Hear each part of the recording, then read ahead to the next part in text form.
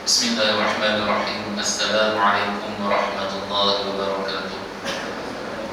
Alhamdulillah rabbil alamin, wassalatu wassalamu ala asyrafil anbiya'i wal mursalin wa ala alihi wa sahbihi ajma'in. Subhanaka la ilma lana illa ma 'allamtana innaka antal alimul hakim. Wa la haula wa la quwwata illa billahil aliyyil 'azim. Terima kasih ucapkan kepada Tuan Pengurusi Majlis, Saudara Cik Ustazah selaku Setiausaha Masjid Qaryah Kampung Pelet, yang berbahagia Tuan Pengurusi Masjid Qaryah Kampung Pelet dan seluruh kandidat kuasa muslimin dan muslimat yang dirahmati Allah Subhanahu wa taala sekalian. Alhamdulillah. Syukur kita kepada Allah Subhanahu wa taala kerana pada malam yang mulia ini kita sama-sama dapat berada di dalam rumah Allah yang cukup indah ini, yang mana kita semua dipilih dalam ramai yang berada di kampung Pelet ini. Allah Ta'ala memilih kita untuk menggerakkan hati tuan-tuan untuk berada bersama-sama dana yang telah dirancang oleh pihak jawatankuasa. Alhamdulillah, saya ucapkan tahniah kepada tuan-tuan yang hadir ini dan juga kepada semua jawatankuasa yang bertengku lumus selaku jawatankuasa ni daripada rancang lama dah, nampak daripada duk minta pandangan di pejabat agama dan sebagainya. Jadi kita duk tengok masjid ni, alhamdulillah mereka ada saja perancangan untuk menambah baik majlis-majlis ilmu dari semasa ke semasa. Jadi untuk malam ini forum perdana yang kita nak bawa kepada tuan-tuan sekalian iaitu tajuk hilangnya keberkatan ilmu. Jadi sebelum kita melanjutkan forum kita pada malam ini, sukalah saya nak perkenalkan sedikit je perkenalan panel kita ni. Sekejap lagi kita minta panel tolong perkenalkan balik lah, kok lama dah mereka duk tak jumpa kan, tiba-tiba ni siapa pula yang main ni kan, dah lah pakai mask pula. Okey, di sebelah kanan saya dululah, di sebelah kanan ni, kalau kata tuan-tuan dan puan-puan, ibu-ibu, ayah-ayah sekalian dulu ni duk tengok TV, tanyalah ustazah, inilah orangnya. Inilah orangnya. Sekarang ni masih lagi duk tengok TV, cuma duk pakai mask tu kita tak perasan kan. Kok ustazah duk pakai mask di TV pun tak perasan. Jadi sebelah saya ni adalah Ustazah Fatimah Syarha, seorang penulis buku, seorang penceramah bebas yang memang terkenal dah seluruh Malaysia, dari hujung Perlis sampai ke Terengganu sampai ke mana hala semua dia dah muncul di kaca TV. Jadi sekali lagi kita minta Ustazah tolong perkenalkan sikitlah asal usul Ustazah. Dari mana yang saya tahu serba sedikit berkenaan Ustazah ni adalah beliau daripada Terengganu rupanya. Saya dengarkan KL Ustazah. Salah orang pula. Okey, dari sebelah kiri saya pula panel kita yang memang terkenal lah di Pulau Pinang ni. Kalau kata tuan-tuan duk mengikuti kuliah-kuliah di masjid-masjid seluruh negeri Pulau Pinang ni, kebanyakan memang ada lah panel ni. Dan beliau juga merupakan guru saya juga. Guru saya duk mengaji dengan beliau, alhamdulillah. Iaitulah Ustaz Hanif bin Harun, seorang mudir dari Pusat Pengajian Darul Hadis Pulau Pinang. Jadi insyaAllah bersama-sama kita panel ni cukup hebat untuk mengupas berkenaan keberkatan ilmu. Sekarang kita nak cerita bagaimana boleh hilang ni keberkatan ilmu tu, apa akan jadi. Sebelum kita nak pergi kepada soalan-soalan yang lebih lanjut, kita nak maklum kepada panel-panel yang ada sekarang ni, kita bagi masa sebanyak 10 ke 15 minit boleh kalau tak untuk start soalan. Jadi kita ada 2 round, jadi 2 soalan saya satu panel. Dan saya juga difahamkan Ustazah pula saat lagi ni dia ada pula ceramah online Ustazah. Jadi itu nampak orang yang hebat, orang berilmu ni, dia sentiasa hidupkan jiwa dia dengan ilmu, menyampaikan ilmu kepada masyarakat, alhamdulillah. Jadi untuk pertamanya, soalan kita round yang pertama kita akan ajukan kepada Ustazah lah yang sebelah kanan saya, iaitu apakah kepentingan ilmu dalam membentuk keluarga sakinah. Jadi sebab kita pilih soalan ni Ustazah, dalam ramai-ramai yang ada ni, contoh macam tadilah kan, kita tengok seorang imam di masjid ni dia dapat membentuk 10 orang anak. Alhamdulillah, 7 orang dapat al-hafiz dan yang dapat juga pengajian ijazah hadis. Masya-Allah, tabarakallah. Jadi kita nak minta Ustazah kupas sedikit bagaimanakah kepentingan ilmu ni dapat membentuk keluarga yang sakinah, seperti mana imam ni, dan mana-mana saja contoh yang ada. Silakan Ustazah. A'udzu billahi as-sami'il 'alim minasyaitonir rajim. Bismillahirrahmanirrahim. Alhamdulillahilladzi أنزل على عبده الكتاب ولم يجعل له عوجا قيما والصلاة والسلام على محمد وعلى آله وأصحابه أجمعين أما بعد. Terima kasih kepada saudara moderator majlis yang saya muliakan, sahabat panel. Tolong lengkapkan saya mana yang kurang, betulkan saya mana yang salah. Seterusnya yang saya muliakan semua barisan kepimpinan masjid Kampung Pelet, tuan pengerusi kampung dan semua muslimin, muslimat, ayahanda, bonda yang jauh lebih baik, lebih berpengalaman, lebih berpengetahuan berbanding saya. Saya mohon izin untuk berbicara bukanlah kerana saya yang terbaik. Saya pun sedang belajar dan sentiasa menegur hikmah daripada siapa sahaja yang saya jumpa. Allahu Akbar. Kita bincang malam ni, tajuk utama kita, hilangnya barakah ilmu. Dan saudara moderator tanya saya tentang kepentingan ilmu tu dalam keluarga. Saya minta izin kita hurai sikit makna barakah, boleh? Sebab hilangnya barakah ilmu. Kita nak tahu barakah tu apa maknanya. Dan kenapa penting ilmu yang barakah dalam keluarga. Baik. Barakah ni dia dari segi bahasanya, ya, barakah dia asal daripada perkataan kalau kita nampak kolam tu, dia macam tempat air, tempat kolam tu. Kita pun pergi tadah tangan kita, ambil sikit air kolam. Tengok kat dalam tu, ya Allah, banyak lagi airnya yang boleh diambil. Ni barakah. Ya, kalau unta tu dia jumpa tempat air, dia pun pergi minum tempat air. Dia pun duduklah menderum lepas minum tempat air tu. Minum air dalam tempat air. Lepas tu dia pandang ke depan, boleh pergi jauh ni. Itu dari segi literal lah, dari segi bahasa.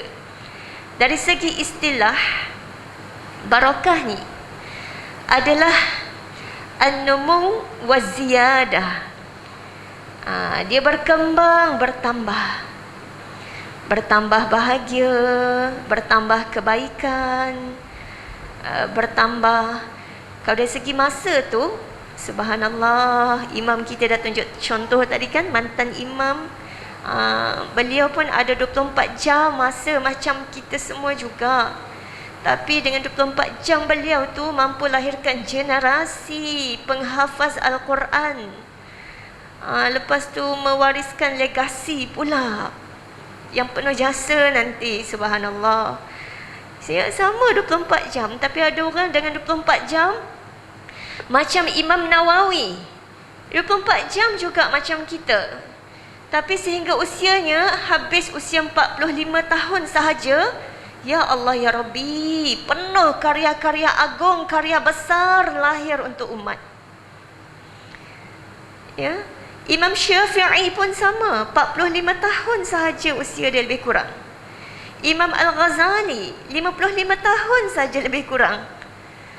Tapi ya Allah ya Rabbi, karyanya sentiasa hidup walaupun jasadnya dah ditelan bumi. Kita seakan dapat bimbingan suluhan sampai sekarang lah. Ya, seakan berterusan lah nyawa jasanya itu pada kita semua. Subhanallah. Ini barakah. An-numu wa ziyadah. Jadi kita nak fikir balik bagaimana ilmu menjadi barakah dalam family kita, yang bawa kesan kepada akhlaknya mulia, yang bawa kesan kepada dia boleh memilih mana yang baik dan dia boleh break pada dosa, maksiat dan kejahatan. Macam kita naik kereta lah kan ada pedal brake, ada pedal minyak.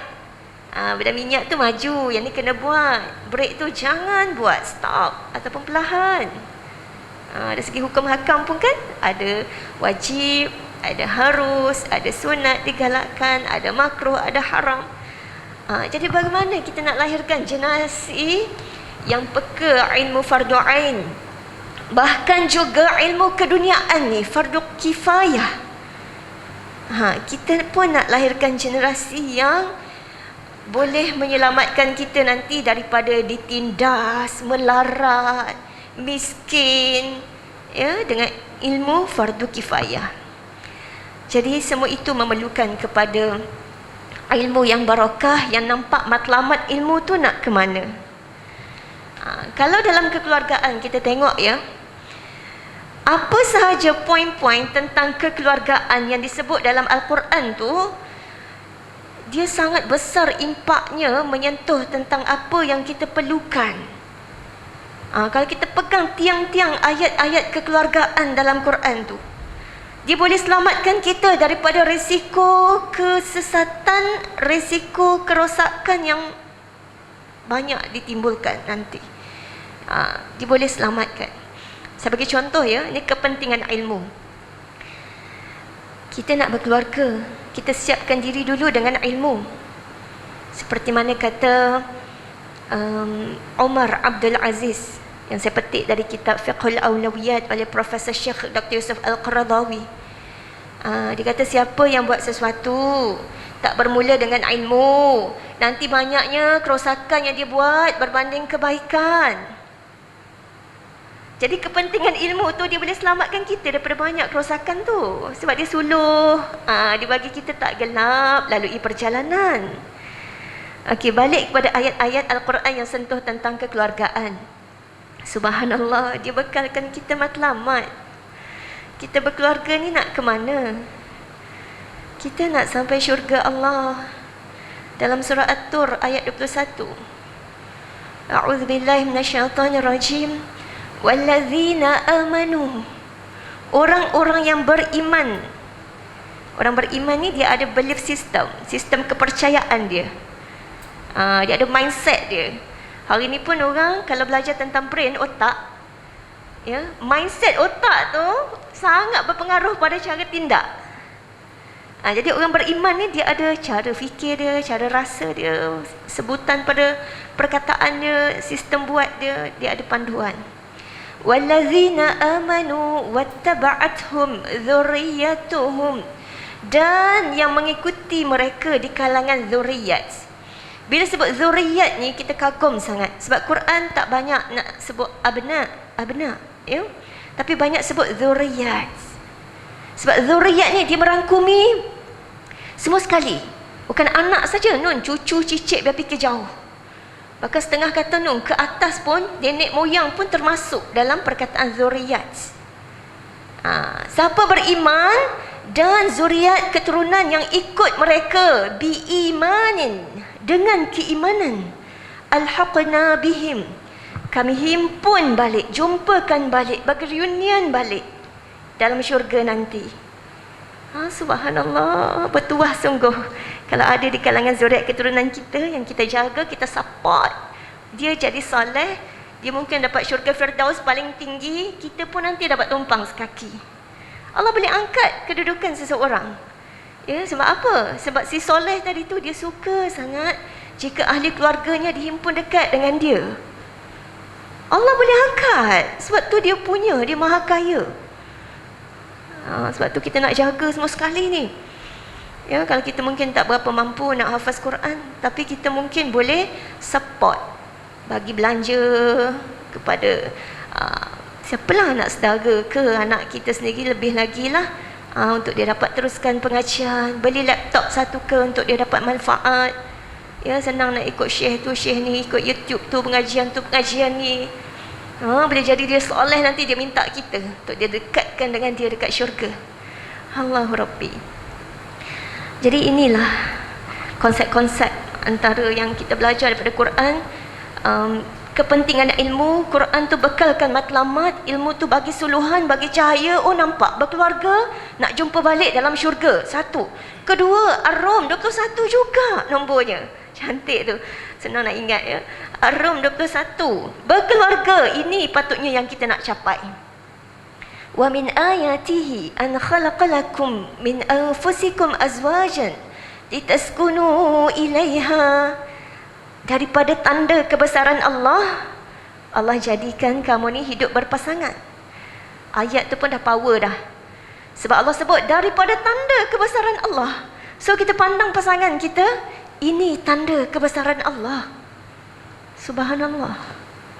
Kita tak pandang lekeh, tak pandang hina, tak pandang merendahkan. Ini tanda kebesaran Allah ni, duduk sekali dengan kita ni. Yang jaga, lindung, ya, yang menemani, yang menghiburkan. Ni tanda kebesaran Allah ni, bukan main-main ni. Ya, pasangan kita, subhanallah. Dan kita nak hidup dia dengan dia. Kita nak capai apa? Kita nak sakinah, ketenangan. Kita nak mawaddah, kasih sayang, nak rahmah, saling belas kasihan. Oh, itulah kepentingan ilmu. Pop, nampak dah berkeluarga nak ni rupanya. Ya, nak ini. Subhanallah. Apa lagi? Surah Az-Zukhruf ayat 71. Ya. Udkhulul jannata antum wa azwajukum tuhbarun. Masuklah dalam syurga. Kamu dan pasangan kamu akan digembirakan. Subhanallah, nampak lagi suluhan ilmu tu untuk hidup berkeluarga. Jadi indahnya suluhan ilmu ni. Kita tengok pula panduan-panduan. Sebenarnya banyak tapi masa tak mengizinkan. Saya ambil sikit lah. Ya, kalau kita tadabbur ayat keluarga dalam Quran tu, ya Allah, sangat banyak tip komunikasinya, tip cara pandangnya, sangat banyak khazanah ilmu yang kita boleh buat keluar. Ya, saya bagi contoh satu je. A'udzubillahi minasyaitonirrajim. Hunna libasul lakum wa antum libasul lahun.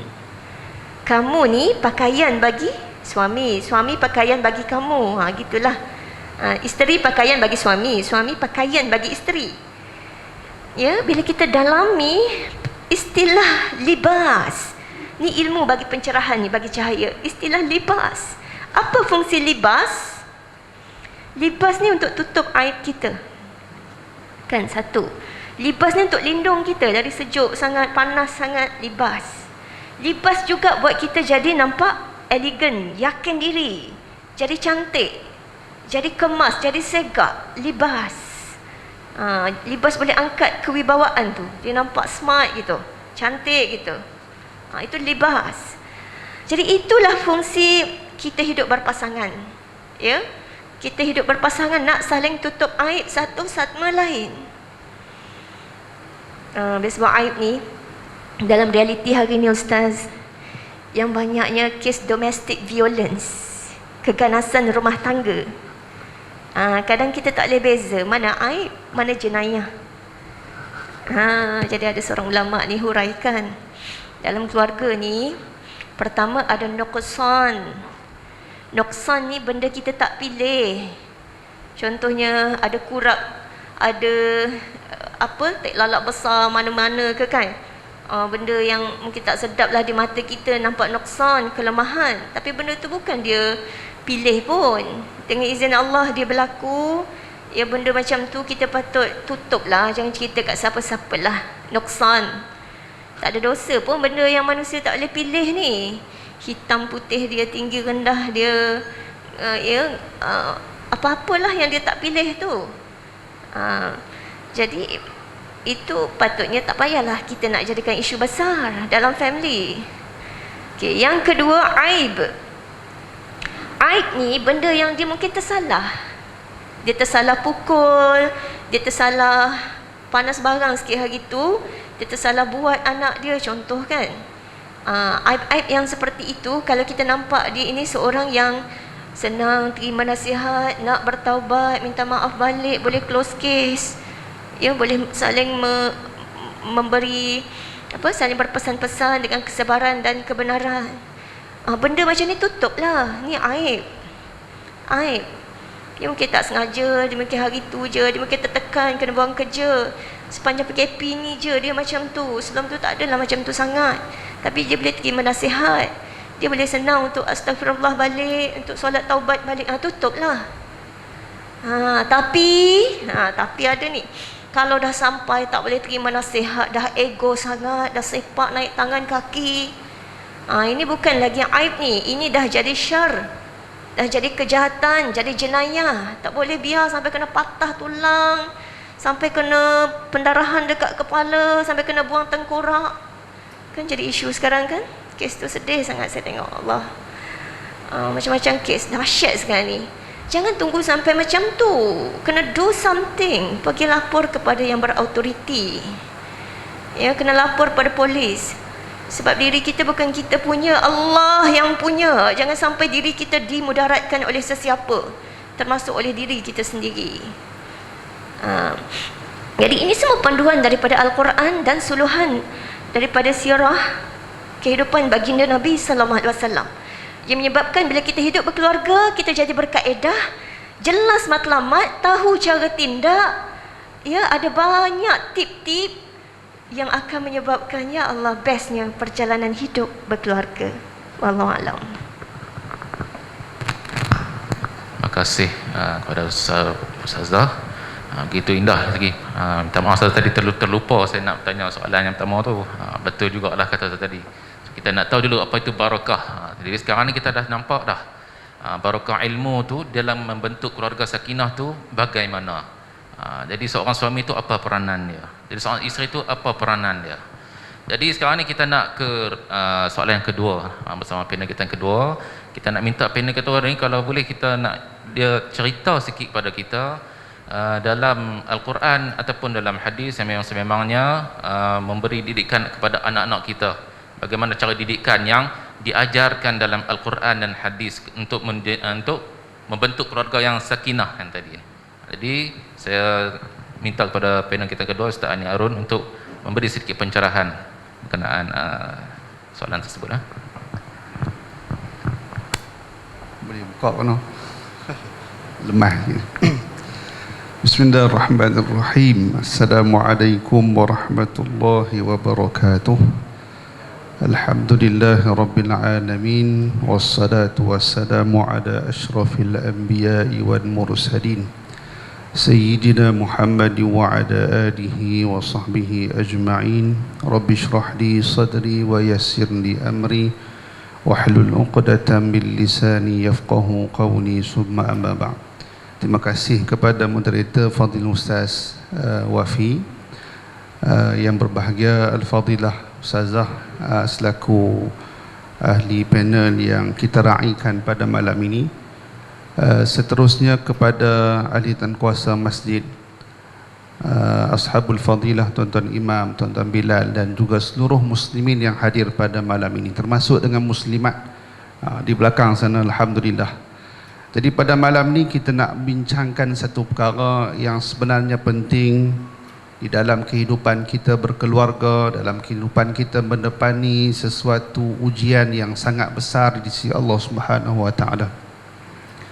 Khususnya institusi yang kecil, satu kerajaan yang kecil, satu madrasah yang kecil, iaitulah usrah ataupun keluarga yang masing-masing rata-rata kesemua yang hadir pada hari ini berkaitan dengan keluarga. Sama ada dia seorang anak ataupun dia seorang suami, seorang isteri, seorang ayah, seorang tok wan, seorang cucu dan sebagainya. Maka kita adalah usrah yang kita masing-masing keluarga kita hari ini membentuk. Sama ada pembentukan kita itu datang daripada pembentukan yang secara ilahi datang daripada Allah dan juga Rasul, ataupun kita berkiblatkan sesuatu yang bukan datang daripada Allah dan Rasul.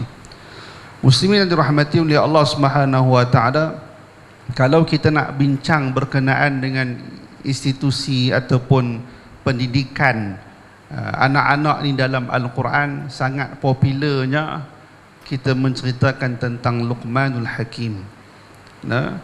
Bahkan Luqman ini dikisahkan siapakah ia sehingga beliau dirakamkan di dalam Al-Quranul Karim.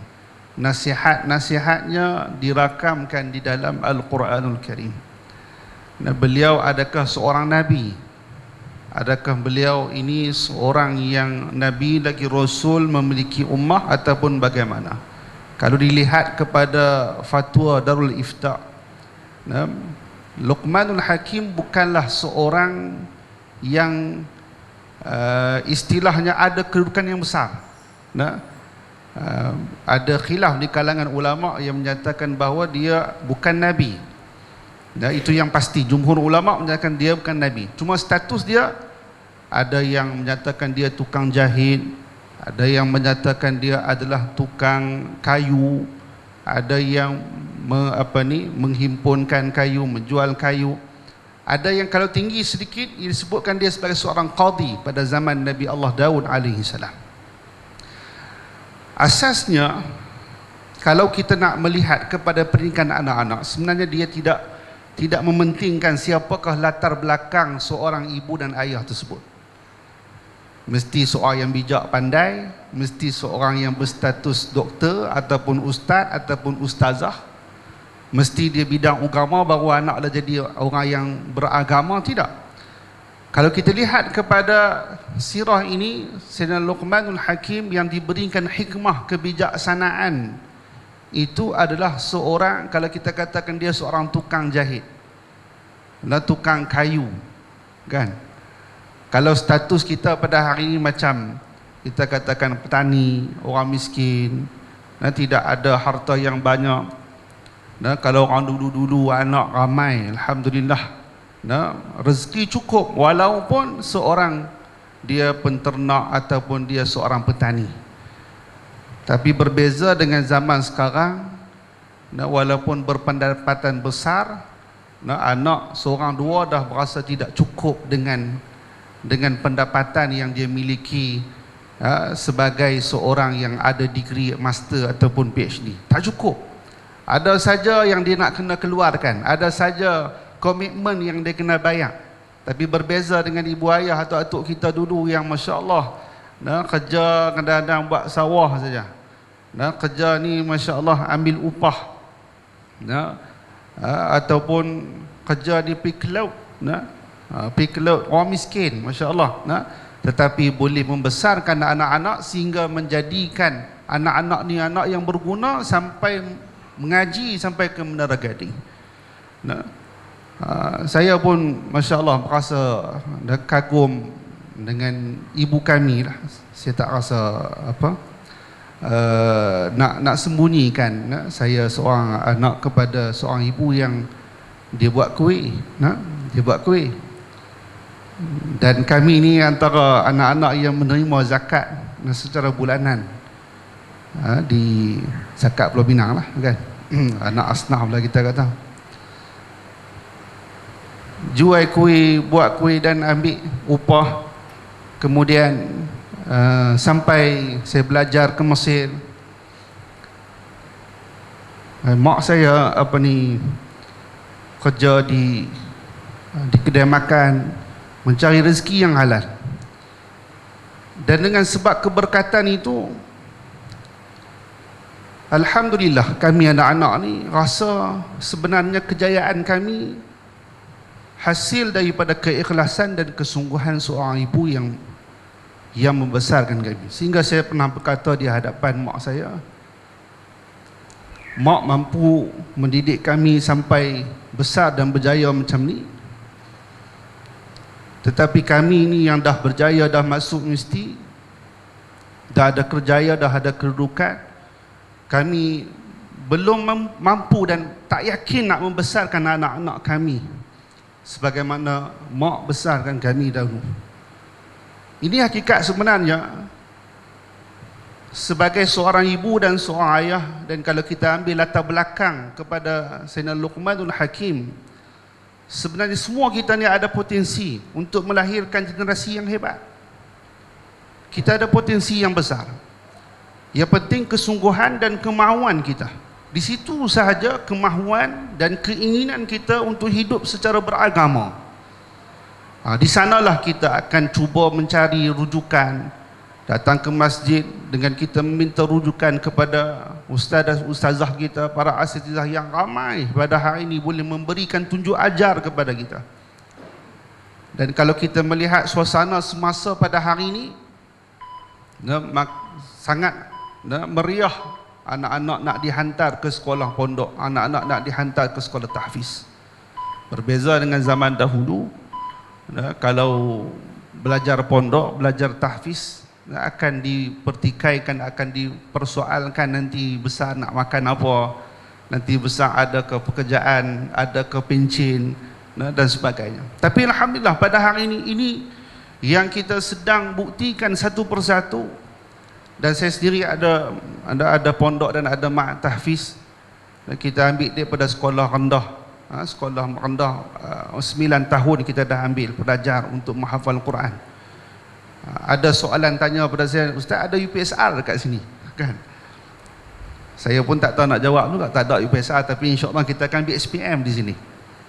UPSR PT3 tu taklah penting sangat, tapi tengok-tengok sungguh-sungguh bila mai musim pandemik ni, tengok UPSR pun tak ada dah, PT3 pun tak ada dah.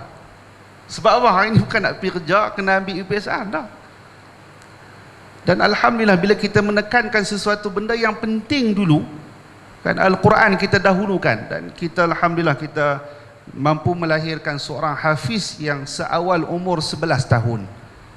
Dia telah dinobatkan sebagai tokoh hafiz termuda di peringkat Pulau Pinang. Dan sekarang dia dah umur 14 tahun. Kita taja dia ke Yaman untuk alim dalam bidang hadis. Kita pun tubuh Darul Hadis. Dia dah hafal hadis Bulughul Maram 450 hadis dah hari ini. 14 tahun. Quran dah hafal, umur 11 tahun, bukan khatam. Habis Quran 30 juzuk. Dan dia hafal Bulughul Maram dan sedang alim di bidang hadis di Yaman, 450 hadis. Bersama dengan rakan-rakan yang lain, 4 orang kita hantar ke sana. Alhamdulillah, ini adalah sebenarnya kemahuan, keinginan kita ingin untuk mendidik anak dalam bidang agama itu penting sebenarnya. Dengan kita melihat kepada penekanan surah Luqman itu sendiri, awal-awal ditekankan adalah wala tusyrik billah, jangan kamu syirikkan Allah. Ini saya rasa panjang. Tak apa kot, saya rasa itu sebagai satu modal awal pusingan yang pertama ini. Dan poin saya yang besar adalah kita rujuklah pada surah Luqman ayat yang ke-12 sampailah kepada ayat yang ke-19. Semuka penuh itu menceritakan kepada kita latar belakang pendidikan seorang ibu dan ayah, yang apa saja latar belakang kalau ikut panduan ini insya-Allah akan melahirkan generasi yang hebat insya-Allah. Wallahu a'lam. Terima kasih diucapkan kepada panel kita yang kedua, Ustaz Hanif Harun, di atas kupasan yang telah diberikan kepada kita muslimin muslimat. Jadi sebelum ni kita duduk baca Al-Quran, kita duduk baca surah Luqman, dan saya sendiri pun pada malam ni sebelum duduk baca surah Luqman tu kita baca sahaja, dan kita tak ambil pun intipati dia, dan kita tak pernah tahu pun siapakah Luqmanul Hakim tu. Alhamdulillah malam ni Ustaz dah bagi sikit pencerahan kepada kita dan bagaimana didikan kepada anak-anak dalam keluarga menurut perspektif Islam yang sebenar, menurut panduan Al-Quran dan hadis. Jadi kalau kita nak dapat satu perkara tu, kita kena tengok dia punya panduan. Kita nak tengok handphone sekarang ni pun, sekarang kan dia ada panduan dan sebagainya. Dan begitu jugalah kita mendidik anak-anak kita, biarlah kita menggunakan panduan yang sebenarnya, iaitu Al-Quran dan hadis daripada Nabi sallallahu alaihi wasallam. Jadi saya tak berapa panjang untuk menghuraikan apa yang telah panel telah sampaikan kepada kita. Kita terus kepada round yang kedua, iaitu berbalik kepada Ustazah Fatimah kita. Sekarang ni kita duduk dengar rancak-rancak tu kan. Sekarang semakin rancak dah kita keberkatan ilmu. Jadi kita nak bincang pula dia punya kesan dan akibat dia. Apa kesan dan akibatnya sekarang ni kalau kita tengok, makin orang dah tak ambil kisah sangat dengan ilmu sekarang ni. Bila kita ajak mereka ke majlis ilmu pun dia macam indah tak indah dan sebagainya, dan berbagai-bagai alasan yang diberikan. Jadi saya nak minta Ustazah Fatimah pada malam ni, apabila kita bagi sedikit pencerahan ataupun bagi kesan kepada anak-anak apabila ilmu mereka tu tak ada keberkatan. Ada ilmu tapi tidak ada keberkatan. Jadi mohon kepada Ustazah untuk beri sedikit pencerahan. Silakan. Masya-Allah. Soalan yang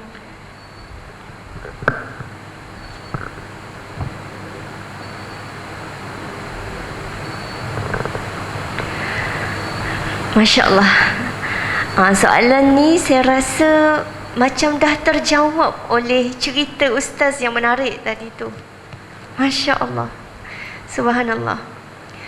Hari ni ramai orang yang ada pelbagai kemahiran, tapi bila dia tak ada ilmu asas mengenal Tuhan, dia menyalahgunakan kemahiran tu. Anak-anak kita yang kita nampak pandai main handphone, pandai main gadget, ya, PDPR. Mereka ada kemahiran tu.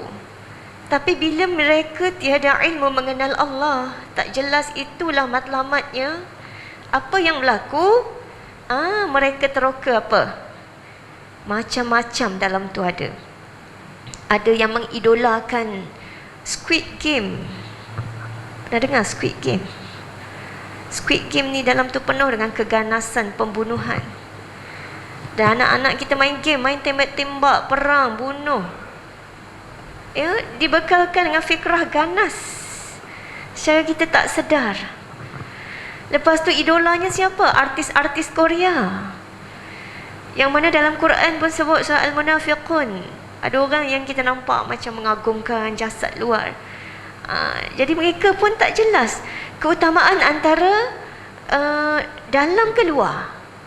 Bila nampak artis tu smart, hebat, so keutamaannya luar lagi. Dia risau sangat kalau ada jerawat tumbuh satu ke. Rasa nak bunuh diri. Ada yang sampai tahap begitu. Ya. Dia sampai lupa keindahan yang lain. Duk risau jerawat satu. Suami saya doktor perubatan, dia pernah jumpa kes. Ada seorang ni, dia sangat rungsing lah. Dia jumpa macam-macam pakar kulit. Sebab apa? Sebab ada satu jerawat tumbuh. Ya, dan dia risau sebab jerawat tu asyik tumbuh je kat situ. Sikit je. Suami saya tak perasan pun mana. Oh, kena belet tudung baru nampak. Maksud kata ada orang terlalu risau benda yang seperti itu. Jadi Quran dia bagi cahaya begini, ya. Kita nampak keutamaan hidup ni apa. Kita nak cari apa sebenarnya. Dalam surah Muhammad ayat ke-19, Allah Subhanahu Wa Taala sebut, fa'lam annahu la ilaha illallah. Ketahuilah tiada Tuhan melainkan Allah. Yang ni ilmu paling asas, yang sejak anak kita lahir dia didengarkan azan. Azan tu ada intinya tauhid, ada la ilaha illallah. Diperkenalkan dengan uswah hasanah Muhammadur Rasulullah. Lepas tu kita harapkan dia pun mati nanti dengan tauhid ni, dengan la ilaha illallah. Dan sepanjang perjalanan hidup dia belajarlah ilmu agama ke, ilmu sains ke, ilmu akal ke, ilmu nakli ke, ilmu fardu ain ke, fardu kifayah ke. Kita tak nak dia berpisah dengan inti tauhidnya, la ilaha illallah. Sebab ilmu ni yang akan pegang dia, yang akan memberi dia satu daya tahan, daya kontrol untuk tapis. Yang ni boleh pilih, yang ni tak boleh pilih. Kalau main gadget tu, ya Allah, ada ribuan manfaat dalam tu. Yang ni pilihlah. Tapi janganlah pilih benda-benda yang lara, leka, mudarat bagi dia, scammer, macam-macam dalam tu. Jadi anak-anak kita pun kita nak kenalkan dengan Allah, dengan takwa, supaya dia ada kemahiran. Kemahiran tu dia tak salah guna, dia dapat manfaat dari kemahiran tu. Dan ayat pertama turun, ayat apa? Ni hafiz kita. Ayat apa yang pertama turun kepada Nabi sallallahu alaihi wasallam? Ayat apa, Dik? Pandai, subhanallah. Al-Alaq. Iqra, bacalah. Bismi rabbikal ladzi khalaq. Dengan nama Tuhanmu yang menciptakan. Subhanallah. Jadi tujuan kita membaca, mengkaji, belajar, menuntut ilmu, kita nak kenal pencipta. Dan yang ni saya kagum tadi bila Ustaz cerita, ya Allah, jelasnya ibu yang jual kuih ni kan, ya, anak-anaknya diperkenalkan ilmu, kenal pencipta. Subhanallah. Itu keutamaan. Tak kisah dia masuk bidang apa pun. Ya, yang penting dia kenal pencipta dia. Dia tahu pencipta dia, memerhatikan dia, melihat dia, menjaga dia, menyayangi dia, melindungi dia. Dia akan ada satu kekuatan dalaman yang kuat. Subhanallah. Jadi bila saya rujuk kitab Fiqh Awlawiyat oleh Syekh Al-Qardawi ni, beliau sebut antaranya keutamaan ilmu ke atas amal, keutamaan kualiti ke atas kuantiti. Ya, beliau bawakan hadis riwayat Abu Daud dan An-Nasa'i. Berkahwinlah, beranak pinaklah, sehingga bilangan kamu jadi ramai. Sesungguhnya aku bangga dengan ramainya umat ke atas umat yang lain. Ada orang dia ingat hadis ni nak seru kepada kuantiti sahaja. Ya, sekadar berkeluarga nak anak ramai itu je. Sebenarnya bila kita baca sambungan huraiannya, ya, tentang hadis lain, Nabi risau umat ni ramai tapi macam buih, kan? Kita himpun banyaknya hadis-hadis yang cerita biar kita nampak konsep tu luas. Syekh Qardawi simpulkan, Rasulullah sallallahu alaihi wasallam tak bangga pun kalau kita sekadar ramai saja. Kalau kahwin tu anak ramai je, tapi anaknya tak diberi pendidikan, jahil, fasik, zalim, buat jenayah, buat maksiat. Dia tak bangga pun kalau sekadar ramai. Ya, yang dia bangga kalau anak tu berilmu, anak tu berakhlak, berbudi, bermanfaat bagi orang lain. Ini baru Nabi bangga. Ya. Walaupun Nabi selalu seru kita kan jadi umat berilmu, ya, minta berlindung daripada fakir miskin, daripada kita jadi fakir, ya.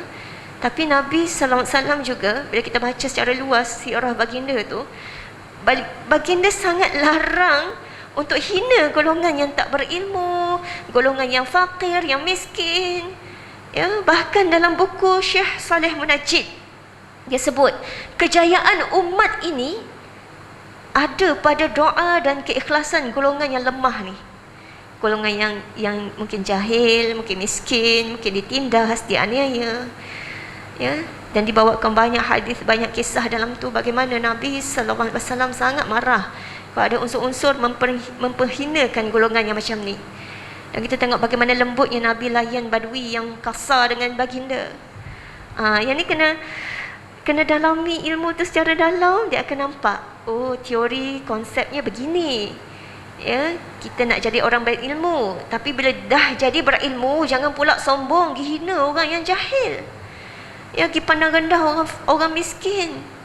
Tak, sebabnya makin orang tu berilmu, dia makin sayang, bahkan minta doa orang-orang yang masyarakat mungkin pandang lemah, ditindas, miskin. Itu kepentingan kita nak didik anak-anak kita ni barakah ilmu.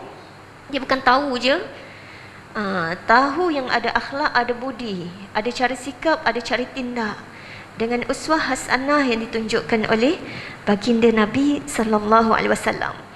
Jadi kesan pada anak bila tiada ilmu, pertama, kesian dia tak ada matlamat.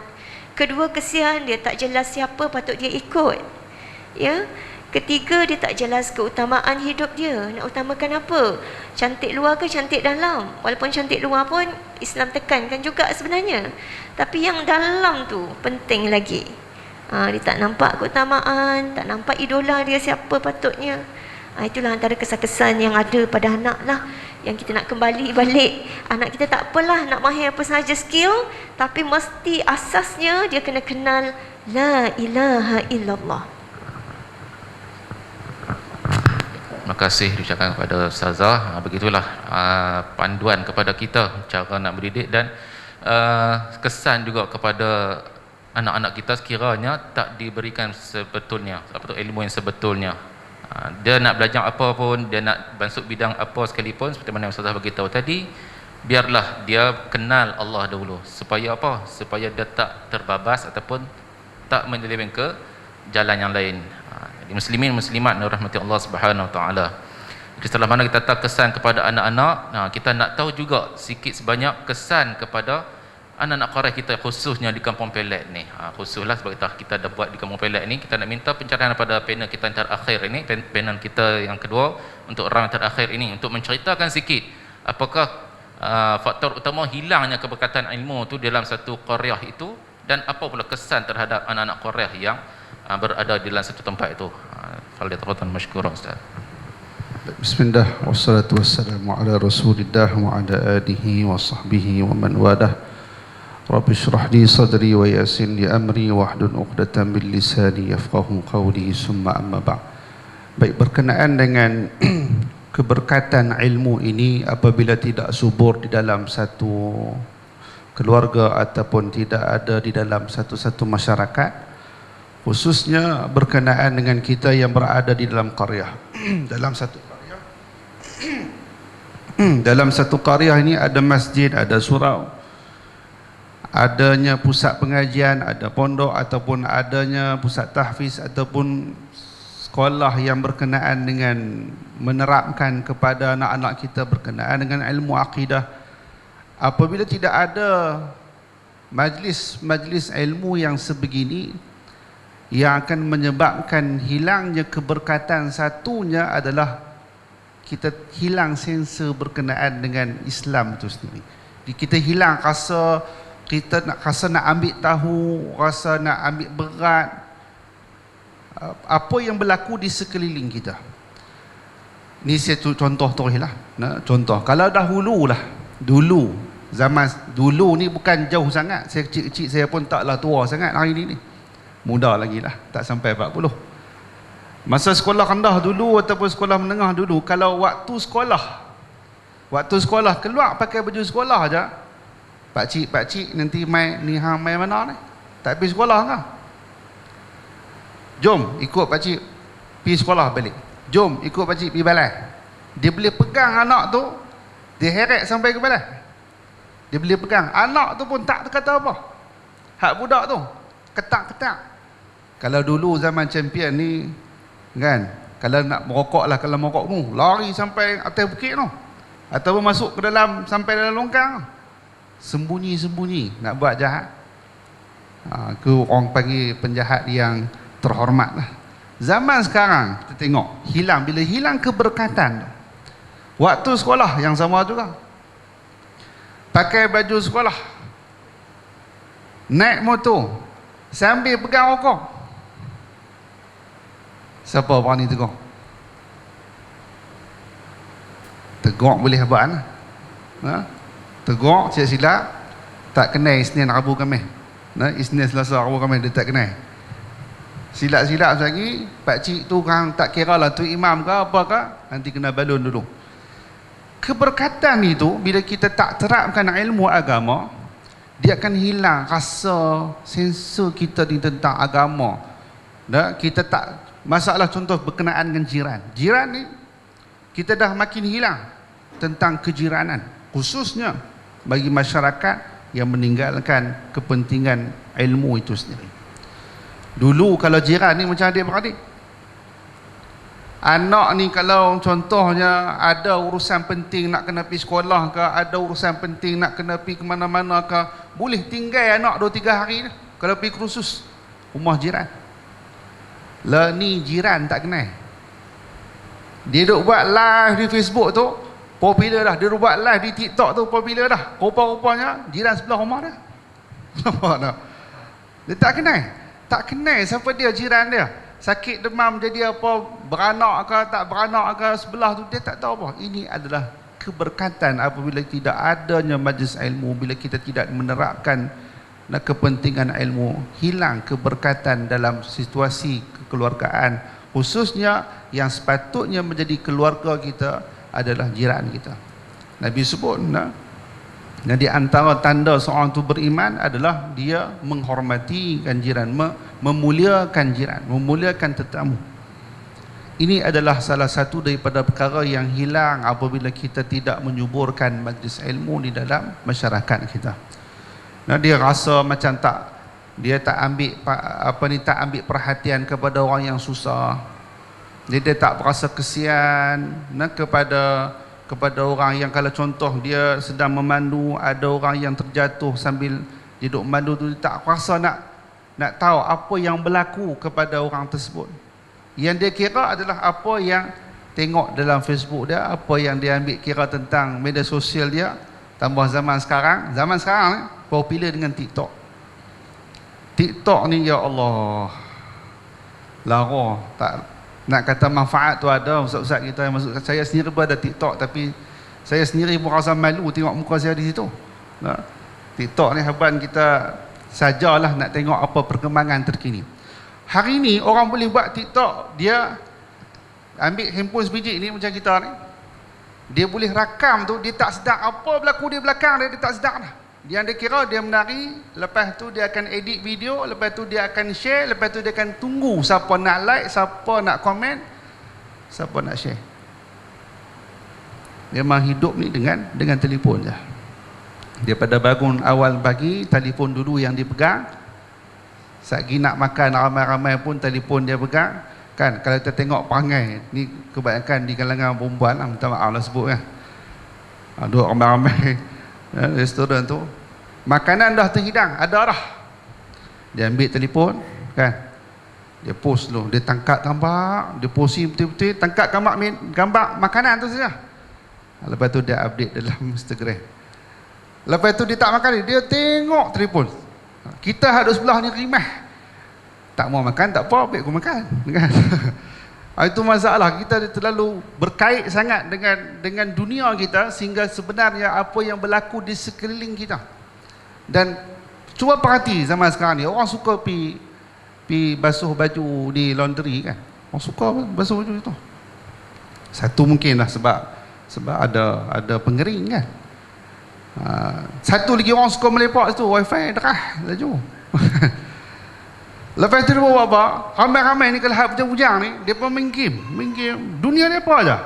Dunia dia apa yang dia inginkan, dia buat sampai satu masa habis basuh baju, angkat pindah pergi mengering pula, dia pun main lagi, main. Kalau orang tok bom tang situ pun dia pun tak sedar.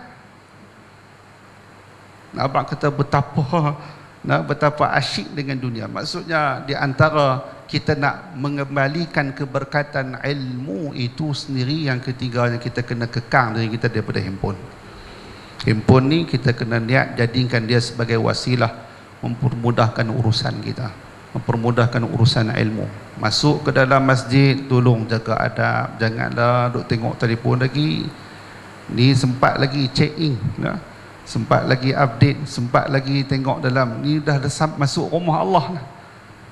Dan lebih malang contoh, dah masuk rumah Allah, tiba-tiba dapat panggilan, dia keluar, dah menerima panggilan Allah, tiba-tiba dapat panggilan manusia, dia keluar. Maksudnya apa? Dia lebih mencari panggilan manusia daripada panggilan Allah Subhanahu Wa Taala. Jadi kita muhasabahlah bersama, dan saya sendiri pun nak ada handphone, dan kita masing-masing ada anak-anak, dan anak-anak kita hari ini minta nak main telefon. Saya pun ada anak-anak, dan setakat ni saya boleh bertahan lagi, tak bagi dia pun telefon. Boleh bertahan lagi. Bagi ketika tak memilikkan kepada mereka. Saya bimbang kerana sekarang ni dah umur baru 5 tahun, umur 6 tahun, baru jajah 1. Waris dah memang dah bagi telefon terus dah, sebiji kat dia. Dan bangga pula anak ni kata, ni saya dah ada telefon. Saya tak berani lagi. Tak tahu kalau tuan-tuan berani. Kalau berani bagi, berani juga kena pantau. Kena tahu apa yang dia buat. Kalau dia ada Instagram, kalau dia ada TikTok, apa yang dia buat dalam TikTok. Kalau dia ada Twitter, kalau dia ada main game apa yang dia main, kena ambil tahu sampai tahap macam tu. Kenapa kita sebagai waris, dan kita dah beri satu senjata yang sangat bahaya, boleh membunuh dia secara zahir dan batinnya. Kita kena ambil tahu sungguh-sungguh. InsyaAllah itulah yang saya boleh sampaikan secara ringkas. Saya minta maaf banyak kerana masa kita terlalu terbatas, dan mudah-mudahan kita diberkati, dan kita terus mencari ilmu, dan keberkatan itu kita cari kembali, dan suburlah majlis ilmu di tempat kita, khususnya di Kampung Pelik ni, insya-Allah. Wallahu a'lam. Terima kasih kepada Ustaz Anid. Begitulah faktor dan kesan kepada anak qaryah sekiranya kalau kita mengabaikan ilmu. Jadi kesimpulannya, saya sendiri akan buat kesimpulan kot, ada masa pun dah terbatas, dan Ustazah pun nak ke tempat yang lain, kerana beliau ada satu lagi program bersama audien secara online pula. Okey, jadi tuan-tuan muslimat dirahmati Allah SWT, mudah-mudahan apa saja yang kita terima pada malam ini dapat sikit sebanyak kita membawa balik pada ahli keluarga kita, dan kita mengaplikasikan pula pada diri dan keluarga kita. Jangan pula kita mendapat ilmu pada malam ini untuk diri kita saja. Kita kena sampaikan pula kepada orang yang tak hadir. Bukan yang mereka tak boleh hadir pada malam ini, mungkin ada urusan dan sebagainya. Tugas kita lah yang telah hadir pada malam ini untuk menyampaikan apa sahaja ilmu telah kita terima daripada dua panel yang cukup hebat yang kita bawakan pada tuan-tuan dan puan-puan pada malam ini. InsyaAllah saya selaku moderator forum pada malam ini, mohon maaf sekiranya ada terkasar bahasa ataupun tersalah bicara sepanjang saya mengendalikan forum hal perdana pada malam ini. Saya ucapkan sekali lagi tahniah kepada barisan jawatankuasa Masjid Kampung Pelet di atas kejayaan membuat forum ni. Jadi teruskan lagi dengan agenda ajar ataupun majlis-majlis ilmu yang berlainan lagi supaya dapat menyebar luas lagi ilmu-ilmu yang ada di sekitar kita, insya-Allah. Jadi sekalian wabillahi taufiq wal hidayah. Wassalamualaikum warahmatullahi wabarakatuh. Saya serahkan kembali kepada tuan setiausaha kita, saudara Mustazam.